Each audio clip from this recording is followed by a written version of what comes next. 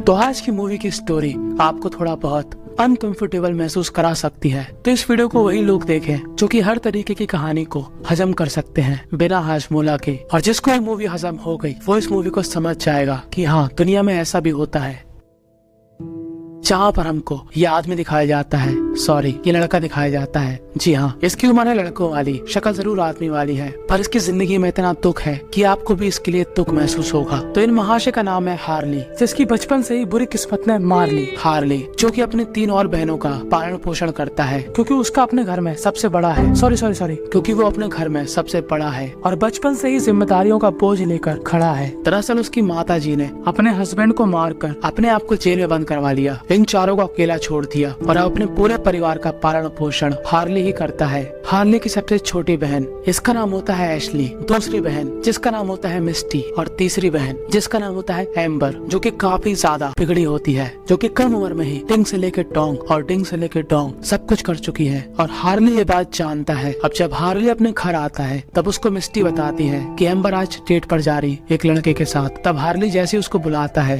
वो काफी कम वस्त्र पहनकर हार्ली से बात करती है। हार्ली कहता है एम्बर से कि तुम्हें अपनी बहनों की चिंता करनी चाहिए। तब एम्बर बोलती है, अबे तू के दिमाग से पैदल है, मिस्टी अब 12 साल की हो चुकी है और उसको काफी कुछ मालूम चल चुका है। और रही बात एशली की, तो उसकी देखभाल तेरी जिम्मेदारी है। मेरी भी लाइफ है, मुझको भी अपनी तरीके से जीना है। क्या हुआ अगर तेरी लाइफ खराब हो गई, तो इसका मतलब ये तो नहीं कि मैं भी अपनी लाइफ खराब कर लूँ।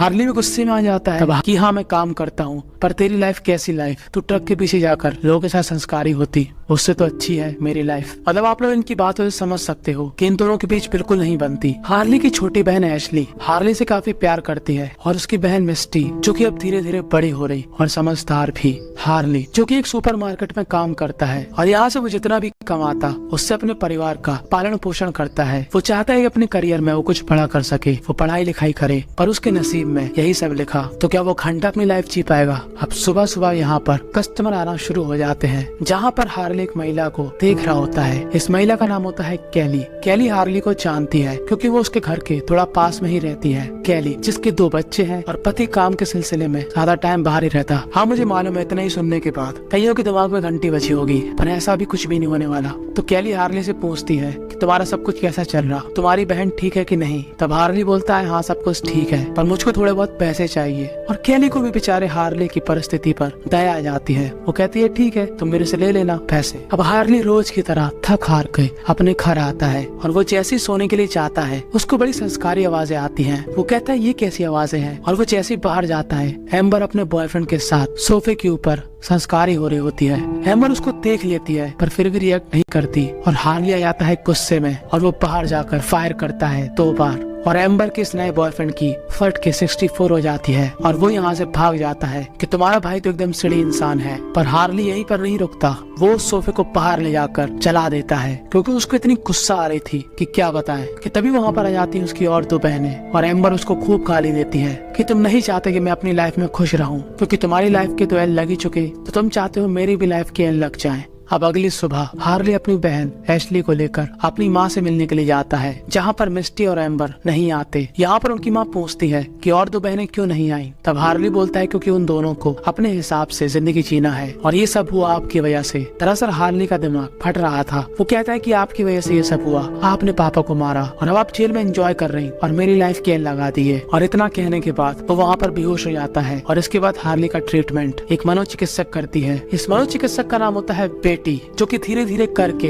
हार्ली से सब कुछ उगलवा लेती। वो कहती है हार्ली से तुम क्यों परेशान हो। तब हार्ली बोलता है कि मेरी लाइफ में सिर्फ एक ही चीज है, वो है परेशानी। पूरी कायनात मिलकर मेरे लाइफ के एंड लगा रही, मेरे ऊपर इतनी जिम्मेदारियां हैं कि मैं अपनी लाइफ भी नहीं जी पा रहा। तब बेटी कहती है कि क्या तुम कभी किसी के साथ संस्कारी हुए। तब हार्ली हिचकिचा के बोलता है नहीं, पर मेरी बहन बहुत होती। तब बेटी बोलती है इसका मतलब तुमको अपनी बहन से जेलसी हो रही कि वो अपनी लाइफ में एंजॉय क्यों कर रही जबकि मेरी लाइफ के तो एंड लगे पड़े। और हार्ली इतना सुनने के बाद कहता है कि मुझको काम पर जाना है, मैं फिर कभी आऊंगा। और वो वहाँ से चला जाता है और हार्ली जाता है कैली के पास। देखो जाहिर सी बात है हार्ली को कैली पसंद है। वो बात अलग है कि कैली हार्ली से 10 साल बड़ी है। जी हाँ, देखने में हार्ली उसे 10 साल बड़ा लगता, पर क्या ही कह सकते। कैली बोलती है क्या हुआ। तब हार्ली बोलता है कुछ नहीं, मैं तो ऐसे ही मिलने आया था। तब कैली कहती है ठीक है अंदर आ जाओ, थोड़ा चाय नाश्ता कर लो। हार्ली कहता है ठीक है। तो अब यहाँ पर कैली उसके लिए नाश्ता लाती है और चाय की जगह बियर ने ले ली। और तभी वहाँ पर कैली की दोनों बच्चियां आती हैं और कैली उन दोनों को बाहर भेज देती है, क्योंकि अंदर वो करने वाली थी हार्ली के साथ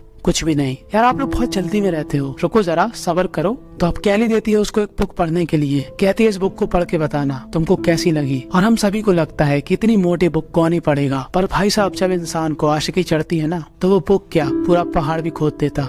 अब हार्ली आता है अपने घर, जहाँ पे एम्बर उसकी शर्ट पहनी होती है। हार्ली कहता है कि मेरी शर्ट क्यों पहनी? तब एम्बर बोलती है कोई बात नहीं, मैं उतार देती हूँ। और वो यहाँ पर सभी के सामने अपनी शर्ट उतारने लगती है। अब यहाँ पर देखने में हमको तो अच्छा लगता है। तब हार्ली बोलता है अरे small daughter you are, sorry छोटी बच्ची हो क्या? देख नहीं रही हो तुम्हारी बहनें यहाँ पर बैठी हैं। एम्बर कहती है ठीक है, ज्यादा गुस्सा मत हो, मुझे अपनी पढ़ाई कंटिन्यू करना है। और मिस्टी की भी पढ़ाई अब महंगी होने वाली है, क्योंकि वो बड़ी हो रही तो वो बड़ी क्लास में जाएगी और फीस भी बड़ी देना पड़ेगी। तब हार्ली बोलता है हाँ तुम लोग पूरा हुक्का पानी लेकर मेरे ऊपर चढ़ जाओ, मैं कैसे इतने पैसे लेकर आऊंगा। तब एम्बर बोलती है कि तुम पापा का सीमेंट ट्रक चला लो। तब हार्ली बोलता है ट्रक चलाना हलवा है क्या, तो चला लो। और एम्बर को एक और बात मालूम कि हार्ली कैली के साथ कुछ ज्यादा ही बातचीत कर रहा। वो कहती है कि देखो वो है एक अकेली महिला और वो तुम्हारा इस्तेमाल करके तुमको फेंक देगी। तब हार्ली बोलता है कि तुम अपना मुंह शांत रखो। सही बात है, वो अपनी क्रश के बारे में गलत कैसे सुन लेगा। और यही क्रश अगले दिन उससे सुपरमार्केट में मिलती है, जहाँ पर हार्ली छोटे हार्ली की शेरवानी को सही क्रम में रख रहा होता है। कैली बोलती है कि तुम ये क्यों खरीद रहे? तब हार्ली बोलता है कि मैं सिर्फ इनको क्रम से लगा रहा। कैली पूछती है एम्बर से अच्छा तुमने वो बुक पढ़ी क्या? और यहाँ पर हार्ली भाई साहब उस बुक में लिखी हर एक बात कैली को बता देता है। और कैली कहती है वाह, मतलब मेरे लिए इसने पूरी बुक रट मारी। और वो हो जाती है उससे थोड़ा बहुत इम्प्रेस। और अपनी क्रश के जाने के बाद हार्ली जब अपने घर जाता है तो उसके एक अंकल उससे मिलने आते हैं, जो कि अपने बेटे की फोटो हार्ली और एम्बर को दिखाते हैं कि देखो मेरे बेटे ने कितनी तरक्की कर ली। और हार्ली गुस्से में आकर उनके बेटे की बेइज्जती कर देता है। और अंकल माइक गुस्से में यहाँ से चले जाते हैं और एम्बर और हार्ली यहीं पर सो जाते हैं। पर जैसे ही शाम के समय हार्ली उठता है, वो क्या देखता है कि उसकी पैंट उतर चुकी है और वो एकदम घबरा जाता है। और हमको समझ में नहीं आता कि वो एकदम घबरा क्यों गया। और वो रोते हुए अपने घर जाने की जगह कैली के पास जाता है और कहता है कि मुझे सांस नहीं आ रही। और वो थोड़ा और दूर चला जाता है और कैली बेचारी उसकी चिंता के चक्कर में उसके पीछे पीछे आ जाती है। कैली उसकी समस्या को जान जाती है और उसके साथ संस्कारी होने के लिए यहीं पर मान जाती है और दोनों रात भर संस्कारी होते हैं। पर जैसे ही अगले दिन हार्ली की आंखें खुलती हैं, वो देखता है कि वो यहाँ पर अकेले पड़ा, यानी कि कैली यहाँ से जा चुकी है। और वो जैसे ही अपने घर की तरफ लौटता है, वो क्या देखता है कि उसकी बहन मिस्टी गन से निशाना लगा रही। और हार्ली का भी गुस्सा होता है। वो कहता है कि तुम ये सब मत करो, तुम अभी छोटी हो। तब मिस्टी बोलती है कहाँ मैं छोटी हूँ, मेरे तो अब पीरियड्स भी आने लगे। तब हार्ली बोलता है हाँ इस बात को लिख लेता हूँ, कहीं यूपीएससी के एग्जाम में न पूछ ले। वो कहता है कि मैं क्या करूँ तुम्हारे पीरियड्स का, ये सब बातें तुम जाकर अपनी बड़ी बहन को बताओ। और उसको अपने घर के पास एशली दिखती है, जिसके हाथों में खून से लथपथ एक शर्ट होती है। वो पूछता है तुमको ये कहाँ से मिली? तब वो कहती है कि मुझको ये शर्ट बैकयार्ड से मिली। और वो हाथ मुंह धोकर फिर से अपनी जॉब पर चला जाता है, जहाँ पर उसको दिखती है अपनी क्रश। और कैली अपने बच्चों को गाड़ी में बैठाल कर कहती है कि देखो कल जो भी हुआ वो भूल जाओ, मैंने तुम्हारा सपोर्ट किया क्योंकि तुम परेशानी में थे, तुम उसके लिए बुरा फील मत करो। तब हार्ली बोलता है कि हाँ थोड़ा बहुत बुरा तो लगा, पर मैं पूरे दिन तुम्हारे बारे में सोचता रहा। कैली कहती है तुमने क्या सोचा मेरे बारे में? तब हार्ली बोलता है ईमानदारी से बताऊं? तब कैली बोलती है हाँ। तब हार्ली कहता है कि मैंने पूरे समय तुम्हारे नितंब के बारे में सोचा। हाँ अब आप लोगों को यकीन नहीं हो रहा होगा कि मैं सही कह रहा, आपको लग रहा होगा कि मैंने अपने मन से कह दिया, तो आप खुद ही सुन लो। Your ass, mostly. My ass. Yeah. You think about my ass a lot? तो आपको मेरी बातों पे यकीन हो गया होगा। तो वैसी परिस्थिति में कोई भी औरत होती तो जबड़े पर 5 उंगलियां छप जाती। पर कैली को ये बात काफी पसंद आती है। वो कहती है कि अभी ये मौका नहीं है ये सब बात करने का, घर आना फिर देखेंगे। और अब बस हार्ली को इंतजार था कि आज जल्दी शाम हो जाए। और जैसे ही शाम होती है, हार्ली पहुंच जाता है कैली के घर में और संस्कारी होता है उसी की टेबल में, क्योंकि अकेलेपन से कैली को भी हो रहा था दुख। तो ये दोनों बड़ी खुशी के साथ लेते हैं चरम सुख। पर इस कुछ टाइम के सुख के बाद हो जाता है सवेरा और हार्ली के सामने नजर आता है कैली का चेहरा, जो कि उससे कह रही होती है कि अब तुम यहाँ से चले जाओ। और अपने घर जाने के बाद वो बाहर बैठकर वो चीज कर रहा होता है जो कि उसने काफी दिनों से नहीं करी, स्माइल। जी हाँ, आप उसके चेहरे की खुशी देख सकते हो। और यहाँ पर मैं आपसे एक सवाल पूछना चाहता हूँ कि आपको भी ऐसी खुशी का अनुभव हुआ है तो कमेंट में जरूर बताना। तभी वहाँ पर एम्बर आती है और उससे कहती है कि तुम कहाँ पर थे पूरे दिन। मैंने देखा कि मिस्टी के पास $1000 थे। और हार्ली गुस्से में आकर मिस्टी से कहता है कि ये पैसे दो। तो मिस्टी कहती है कि तुम मुझ पर हाथ नहीं उठा सकते, मेरे भी कुछ राइट्स हैं, मैं कानून जानती हूँ, फलाना ठिकाना। तभी एम्बर कहती है वे तेरी ऐसी की तैसी, और 2 रैप्टे में वो उससे पैसे छीन लेती है। और अब पैसा मिलने के बाद एम्बर की खुशी 7वें आसमान पर होती है। वो कहते कि फाइनली अब मुझको लाइसेंस मिल जाएगा और मैं डैड का ट्रक चला सकूंगी। तब हार्ली बोलता है चल तुम क्या पागल हो, अभी हमको हाउस टैक्स भी भरना है। और अब हार्ली एम्बर से पैसे छिना लेता है और एम्बर उसको फिर से गाली देकर वहाँ से बाहर चली जाती है। हार्ली को जाना था बेटी के पास, ये मनोचिकित्सक बेटी जो कि फिर से उससे सब कुछ उगलवा लेती और वो बेटी को अपने नए नए प्यार के बारे में बताता है। पर जैसे ही टॉपिक उसकी बहन पर आता है एम्बर पर, उसको वहाँ पर अजीब फील होता है और वो वहाँ से चला जाता है। और जैसे वो अपने घर जाता है वो क्या देखता है कि एम्बर का बॉयफ्रेंड उसको यहाँ से लेने आया। वो एम्बर से कहता है कि इसके साथ मत जाओ। तब एम्बर बोलती है कि तुमको मेरी चिंता कब से होने लगी, मैं अब इसी के साथ रहूंगी और अपनी लाइफ में आगे बढ़ूंगी। तब एशले बोलती है कि मैं नहीं चाहती कि एम्बर यहाँ से जाए। तब हार्ली बोलता है कोई बात नहीं, वो कुछ दिनों में अपने आप ही आ जाएगी। तो उसका हमेशा का है क्योंकि वो जिन लड़कों को चुनती है उन लड़कों का स्वार्थ खत्म होने के बाद वो उसको अकेला छोड़ देते। और अब वो एशले को शांत करने के लिए उससे बात करता है। यहाँ पर मिस्टी नहीं होती क्योंकि वो अपने अंकल माइक के पास गई। एशले बोलती है कि मिस्टी मुझसे हमेशा कहती कि तुम बहुत अच्छी हो,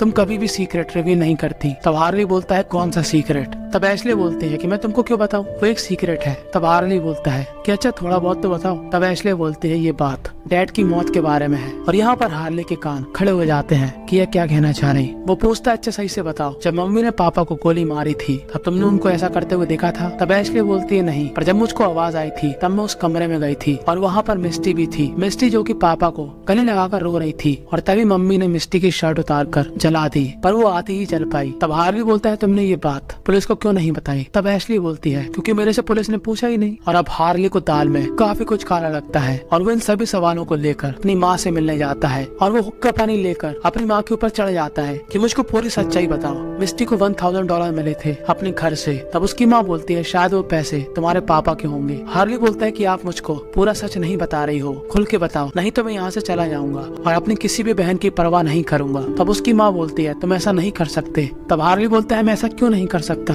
आप मुझको सच्चाई बताओ कि मिस्टी और पापा के बीच में क्या हुआ था। और उसकी माँ उसको कुछ भी नहीं बताना चाहती। तब हार्ली बोलता है कि मुझको मालूम है कि उस दिन मिस्टी वहीं पर थी और मुझे मालूम है कि मिस्टी ने ही पापा को मारा, तो आपने उसका ब्लेम अपने सिर पर क्यों लिया। तभी उसकी माँ आती है गुस्से में और कहती है कि मिस्टी तुम्हारे पापा को नहीं मारना चाहती थी क्योंकि वो मारना चाहती थी मुझे, क्योंकि वो मुझसे जेलस फील करती थी। और हार्ली आ जाता है गुस्से में कि तुमने उसका ब्लेम अपने ऊपर क्यों लिया और मेरी जिंदगी को नरक बना दिया। और तभी माहौल गर्म होने के बाद पुलिस इन दोनों को अलग कर देती है और तभी हमको सीन दिखाया जाता है हार्ली के घर का, जहाँ पर एम्बर वापस आ चुकी है जैसा कि हार्ली ने कहा था। पर वो हार्ली के सामने स्मार्ट बनती है कि मैं तो अपनी बहनों की परवाह करती हूँ इसलिए आई। पर हार्ली कहता है कि वो तुम्हारे चेहरे पर दिख रहा कि तुम्हारे बॉयफ्रेंड ने तुमको मारा। और हार्ली अपने घर में रखी गन को लेकर कैली से मिलने जाता है। कैली कहते हैं तुम क्या सीढ़ी हो, तुम ऐसे कभी भी मुंह उठाकर मेरे पास आ जाते, मेरा पति यहाँ पर है, तुम चाहते हो यहाँ पर महाभारत हो जाए और सबको हमारे बारे में मालूम चल जाए। और वो बोलती है जब मेरा मिलने का मन करेगा तब मैं खुद ही तुम्हारे पास आ जाऊंगी, तुम ऐसे झटके से आकर मेरी हालत मत खराब करो, कृपया यहाँ से जाओ। और वो नहा धोकर फिर से अपने काम पर लग जाता है और उससे एम्बर मिलने आती है। वो कहता है कि अपना पूरा सामान लेकर आप अपने ही घर में रहो और वो अपना पूरा सामान लाकर हार्ली के साथ घर की ओर निकल जाती है। और यहाँ पर एकदम अंधेरा छा जाता है और हम लोग क्या देखते हैं कि हार्ली की फिर से पैंट उतर गई और यहाँ पर होती है एम्बर। और हार्ली को काफी खराब सा फील होता है। वो कहते हैं कि तुमने मेरे साथ क्या किया, ये काफी गलत है। और वो बच्चों की तरह रोने लगता है। वो कहता है एम्बर से तुम भाड़ में जाओ, तुम कैसी बहन हो, अपने भाई को भी नहीं छोड़ा। तब एम्बर बोलती है कि ऐसा पहले भी हो चुका है, तुम ऐसे रिएक्ट क्यों करते जैसे कि मैं तुमको पसंद नहीं हूँ। पर हार्ली वहाँ से गुस्से में चला जाता है और एम्बर यहाँ पर रोने लगती है। और हार्ली जाता है बेटी के पास जो कि फिर से उससे सब कुछ उगलवा लेती। हार्ली बताता है बेटी को कि जब बचपन में मेरे पापा मुझे और मेरी बहनों को मारा करते थे तब एम्बर रोते हुए मेरे पास आ जाती थी और मुझे छूने की कोशिश करती थी। मुझे लगता था कि ये सब आम बात है, पर जब मैं बड़ा हुआ तब मुझको मालूम चला कि ये काफी गलत था। एम्बर चाहती थी कि मैं किसी और को ना देखकर सिर्फ उसी के साथ रहूं और इसलिए मुझको एम्बर से हमेशा घिन आती थी। तब बेटी उससे कहती है कि बचपन में जो हुआ वो तुम्हारी परिस्थिति थी और एम्बर अपने उस स्ट्रेस को जो कि उसको बचपन में मिला था उसको कम करने के लिए तुम्हारे पास आती थी। ये कोई इतनी बड़ी बात नहीं है, जो हो गया सो हो गया, पर तुम किसी लड़की को ऐसे रिजेक्ट नहीं कर सकते। अब एम्बर को गम है कि तुमने उसको रिजेक्ट किया, तो वो काफी दुखी है और वो बेटी को एक और बात बताता है कि उसके पापा को मारने वाली मिस्टी है। तब बेटी को हार्ली की परिस्थिति काफी बुरी लगती है। वो कहती है कि तुम कुछ दिनों तक काम पर मत जाना, मैं तुम्हारी केयर करूंगी। और जब हार्ली थोड़ा बहुत शांत हो जाता है तो वो अपने घर जाता है जहाँ पर एम्बर नहीं होती और उसकी छोटी बहन एशली जिसकी केयर अंकल माइक कर रहे हैं। और घर में यहाँ पर होती है मिस्टी। अब उसको मालूम तो है कि मिस्टी ने क्या किया था, पर वो मिस्टी से घुमा फिरा कर पूछता है। वो कहता है कि हमारे पापा हमसे काफी प्यार करते थे। तब मिस्टी गुस्से में कहती है कि नहीं, वो हमसे बिल्कुल भी प्यार नहीं करते थे, वो सिर्फ प्यार करते थे हमारी माँ से, और वो सिर्फ हमको मारते थे, पर हमारी माँ ने कभी भी उनको नहीं रोका। और यहाँ पर हम सभी को समझ में आ जाता है कि मिस्टी ने अपनी माँ को मारने की कोशिश क्यों करी, क्योंकि उसको ये बात हजम नहीं हो रही थी कि उसके पापा उसकी माँ से प्यार क्यों करते और उसकी माँ उनको हम लोग को मारने से क्यों नहीं रोकती। और जब वो अपनी माँ को मारना चाहती थी तो उसने गलती से अपने पापा को मार दिया। हार्ली बोलता है कि मुझको मालूम है कि तुमने क्या किया था। तो मिस्टी बोलती है तो तुम क्या उखाड़ लोगे, और इतना कहकर वो चुपचाप से टीवी देखने लगती है। और तभी हार्ली को समझ में नहीं आता कि एम्बर कहाँ पर गई, और आज ही उससे मिलने के लिए कैली आने वाली थी उसके बैकयार्ड में। और वो जैसे वहाँ पर जाता है वो क्या देखता है कि वहाँ पर एक औरत की लाश पड़ी है, और ये लाश किसी और की नहीं साक्षात कैली की होती है। और कैली को मारने वाली थी एम्बर। एम्बर ने मारा कैली को क्योंकि एम्बर फील कर रही थी जेलस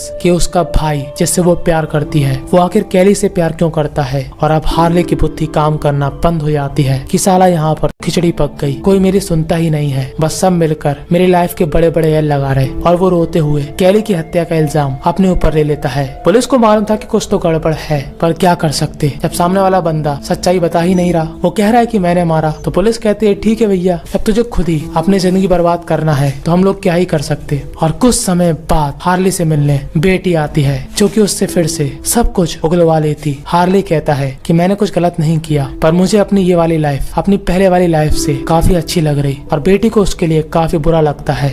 और बस इसी दुखी अवस्था के साथ यहीं पर ये मूवी एंड हो जाती है। तो आपको इस मूवी का नाम मिल जाएगा कमेंट में, पर जब इस वीडियो पर 100 कमेंट हो जाएंगे तो अभी जाकर कमेंट करिए। तो इस मूवी से हमको यही सीखने को मिलता कि हमारी जिंदगी काफी अच्छी चल रही, हमको नहीं मालूम कि किसकी जिंदगी में क्या हो रहा। कई लोगों की परिस्थिति इतनी खराब होती है कि हम लोग इमेजिन भी नहीं कर सकते। तो आपकी जैसी भी लाइफ है उसमें खुश रहिए और कंप्लेन कम और मेहनत ज्यादा करिए।